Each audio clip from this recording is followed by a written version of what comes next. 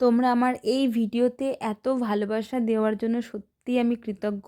বড়দের প্রতি শ্রদ্ধা এবং ছোটদের অনেক ভালোবাসা। তোমরা এভাবেই আমার পাশে থেকো আগামীতে।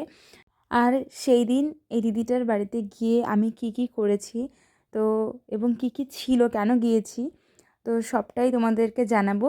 তো তার জন্য শেষ পর্যন্ত ভিডিওটা দেখতে হবে। আমার কাজ ছিল 8ই ডিসেম্বর।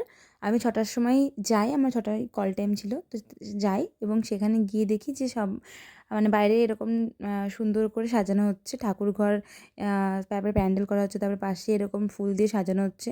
তো জিজ্ঞেস করাতে বলেছিল দিদির পরের দিন অ্যানিভার্সারি প্লাস বাড়িতে পুজো এবং যেই শাড়ির শোরুমটা আছে সেটা ওপেনিং ইয়ার। তো একসাথে 3টে জিনিস খুবই ভালো লাগলো যে একই দিনে 3টে জিনিস। তারপর দিদি আসে, যখন আসে তখন আমি ওপরে যাই এবং ওপরে গিয়ে দেখি যে খুব সুন্দর করে ওরাও এত সুন্দর করে ডিজাইনটা করেছে ফুলের, খুব সুন্দর না? তারপরে আমি আমার কাজে বসি। দিদিকে যখন বলি যে কেমন ডিজাইন করব, দিদি বলেছিল সিম্পলের মধ্যে করো।